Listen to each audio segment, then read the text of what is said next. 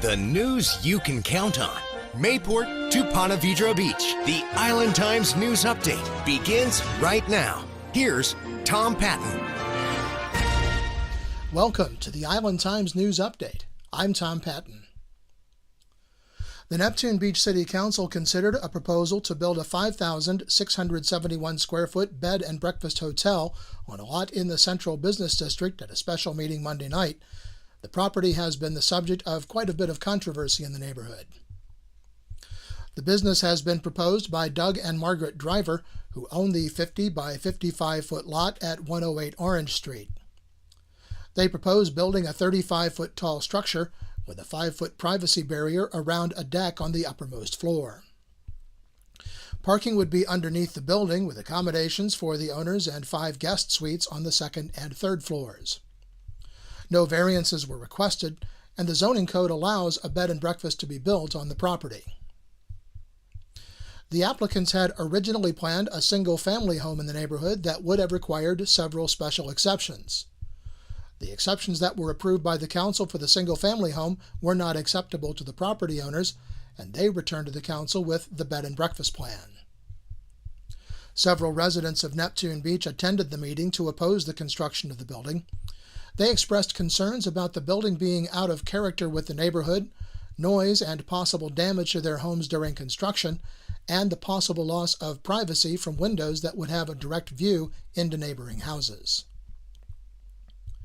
Councilman Scott Wiley questioned whether interior changes could be made in the structure once it was built, and was informed by Community Development Director Amanda Askew that the owner could make interior changes without coming back to the council for approval as long as the proper permits were filed. She also said there is no requirement concerning how many rooms must be rented out at a given time to be considered a bed and breakfast. Vice Mayor Richard Arthur argued that the proposal met all the requirements of the code with no variances, and the property owners should have the right to build what they want on their property as long as the codes are met.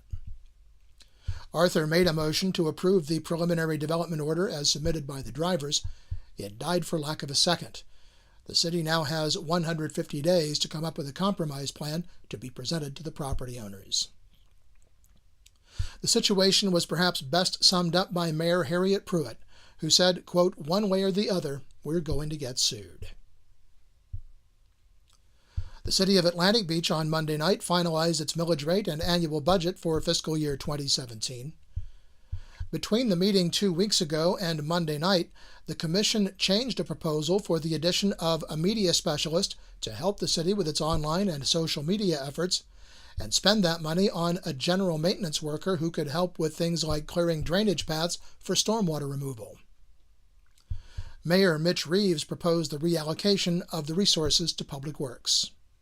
It's been hard for me, it's been bothering me to justify that position. It's just been when there's already people doing that job. Each of us go out as commissioners telling about our city. The city manager, included in his duties and responsibilities under his contract, is to go represent the city, to speak before civic groups and talk to groups and promote the city. So you have that. I'm doing it. We're all doing it. You do it. And I just think even if it's a maintenance, I'd rather move that money over there, because I'll tell you, the last 2 Fridays, that crew's been out at 6 o'clock. Our infrastructure is not in good shape right now with water, and we've got broken pipes. These guys working every Friday. They didn't work past Friday, but the 2 Fridays, they're out digging out a street. So I'd just rather move the funds. Commissioner Blythe Waters argued that the Public Works position was important, but that many residents complain about the lack of communication on the part of the city.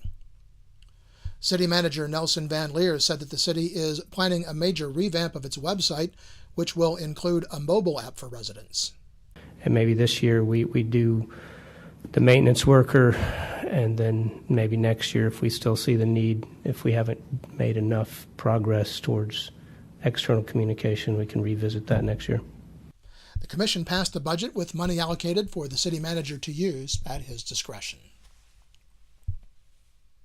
Well, the November election is just about a month away, and Beaches Watch is giving residents of the island the opportunity to get to know candidates for local and national offices. The regular Beaches Watch meeting on October 5th will be a meet and greet for the candidates for the 4th Congressional District seat. Republican nominee John Rutherford, Democratic nominee David Bruderly, and write-in candidate Daniel Murphy will all attend the meeting. The meeting has been changed from its normal venue at the Beaches branch of the library to the Beaches Museum Chapel. The meeting begins at 7 p.m., and residents will have an opportunity to ask questions of the candidates. Then the focus will turn to local races, with a candidate forum for the Neptune Beach Mayor's race on October 12th at 7 p.m. at the Beaches Branch Library. Candidates Elaine Brown and Bob Shemp will answer questions posed by Beaches Watch President Sandy Golding. The following week, on Wednesday, October 19th, Beaches Watch, in cooperation with the Jacksonville Beach Elementary PTA MAPS Academy, will sponsor a candidate forum for the Jacksonville Beach Mayor and City Council candidates. The event will be held at the Jacksonville Beach Elementary School cafetorium at 7 p.m. But when we come back, Atlantic Beach gets its first look at a proposed community redevelopment plan for the Mayport Road corridor. This is the Island Times News Update. The news you can count on. The Island Times News Update will be right back. Beaches Academy Child Care Center in Jacksonville Beach has been offering affordable, loving child care to families in the Beaches communities for 35 years. Conveniently located on Penman Road, Beaches Academy offers care for children from infants through preschool, with programs that encourage learning and outdoor play. Our affordable tuition means families can get quality child care at a price that fits their budget. Contact Beaches Academy at 246-3885 and schedule a tour of our center. Beaches Academy, the child always comes first. Charlie's Tropic Heating and Air Conditioning in Atlantic Beach offers a full range of residential and commercial heating and air conditioning services, from new installation to replacement and remodeling. Charlie's Tropic Heating and Air Conditioning can keep your home comfortable year-round, and they offer preventive maintenance contracts to keep your system running at peak efficiency. Charlie's Tropic Heating and Air Conditioning is an authorized Bryant dealer and will service all brands. For year-round comfort in your home or business, contact the original Charlie's Tropic Heating and Air Conditioning at 241-1788. Welcome back to the Island Times News Update. I'm Tom Patton. The Atlantic Beach City Commission got its first look at a proposed community redevelopment plan for the Mayport Road corridor Monday night. The community redevelopment area establishes a tax baseline, and any money collected above that baseline as property values increase is placed in a special fund to be used specifically on projects in that area, such as beautification, infrastructure improvements, and grants to help businesses become established in the area. The plan presented Monday night was crafted by the consulting firm VHB Incorporated of Orlando, with community input and the help of a technical advisory committee made up of Atlantic Beach residents and business owners. The plan envisioned the Mayport Road corridor as a complete street with a mix of businesses and where community events could take place. The plan includes estimates for... Okay, back to the top. 3, 2, 1. Welcome back to the Island Times News Update. I'm Tom Patton. The Atlantic Beach City Commission got its first look at a proposed community redevelopment plan for the Mayport Road corridor Monday night. A community redevelopment area establishes a tax baseline, and any money collected above that baseline as property values increase is placed in a special fund to be used specifically on projects in that area, such as beautification, infrastructure improvements, and grants to help businesses become established in the area. The plan presented Monday night was crafted by the consulting firm VHB Incorporated of Orlando, with community input and the help of a technical advisory committee made up of Atlantic Beach residents and business owners. The plan envisioned the Mayport Road corridor as a complete street with a mix of businesses and where community events could take place. The plan includes estimates of how much money could be collected through tax increment funding, which ranges from a low of less than $500,000 over 20 years to a high of more than $3 million. But Commissioner Jimmy Hill said that the best thing that could be done for Atlantic Beach in that area is to welcome businesses that can provide good-paying jobs for local residents. There's nothing we can do to that area more valuable than to make our warehouse district and our light industrial district an employment hub. We need to be putting people over there working daily. Empty warehouses are no value to us. Art on the meter boxes has no cash value to us. We have no chance of economically benefiting our citizens if we don't maximize the use of that area. So everything that's zoned the way it is today, every resident that calls you and says we'd like to move out of that, they just need to suck it up and realize they bought a house next to a warehouse. That's going to be a warehouse. We're not moving away from that because the economic future of our community has a certain amount of industrial built into it. If that's the direction that you got from us, I want to make sure that we revisit that as a group so that I'm, kind of on track.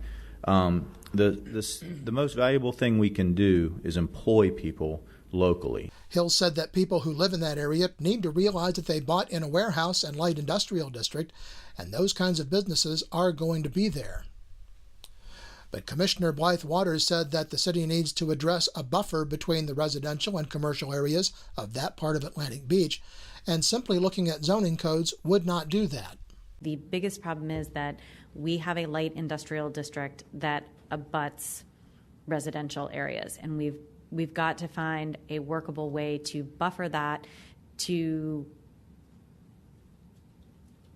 increase the value of residential and to make the current residents in those areas happy, because the changes that took out automotive were made with them in mind, because the residents are the people that come to us. Many of the business owners in that district don't live in the city. Some of them do, but a lot of them don't. And so the CDB gave careful consideration to some of those things. They give careful consideration to the community when people ask for exceptions, or when they come to us, we certainly consider what the community wants. So I think that as opposed to directing a piecemeal look at the code, this area specifically highlights why comprehensive code review is so important. The Commission did not take any action on whether to move forward with the CRA plan. City Planner Derek Reeves said that the plan will work best with the participation of the City of Jacksonville. The Commission will put the CRA on a future agenda for further discussion. The Jacksonville Beach Police Department is urging the public to participate in the Lock It or Lose It campaign. With a recent spike in auto burglaries, vehicle thefts, and the upcoming holiday shopping season, residents and guests are urged to please lock vehicle doors and take your valuables with you. Crimes of opportunity often occur when vehicles are left unlocked and or the keys to the vehicle are left in close proximity to the car. The risk of these crimes occurring to you can be prevented by simply locking your vehicle and taking your valuables and keys with you. Officers and citizens on patrol of the Jacksonville Beach Police Department will be handing out flyers around town to remind everyone to take time to keep yourselves safe. In the months to come, the Jacksonville Beach Police Department Crime Prevention Unit will also be available at 2 community events: the Jacksonville Beach Police Department Kids Halloween Party on October 31st and the Jacksonville Beach Police Department Kids Christmas Party. Well, the Web.com Tour Championship will be played at the Atlantic Beach Country Club October 6th to the 9th. The tour is the path to the PGA Tour, and the Web.com Tour awards 25 tour cards at the conclusion of the regular season, with another 25 cards awarded following the completion of the 4-event, season-ending Web.com Tour Finals. The week will kick off with the North Beach Kickoff to Golf in the Beaches Town Center on October 3rd. Many local restaurants and other businesses will be participating in the event. Some streets will be closed for the event, as they are for Dancing in the Streets. It's likely going to be crowded, and your patience is appreciated.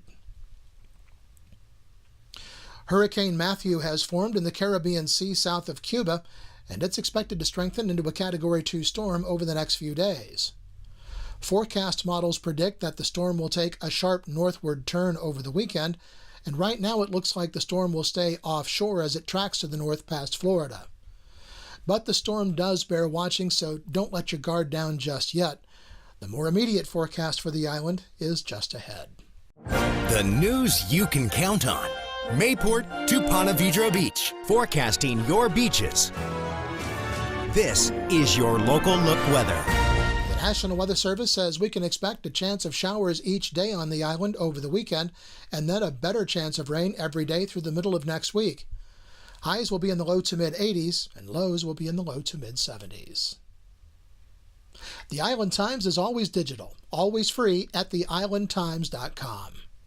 Like us on Facebook and follow us on Twitter to be the first to know about stories posted on the Island Times. I'm Tom Patton. Thanks for watching.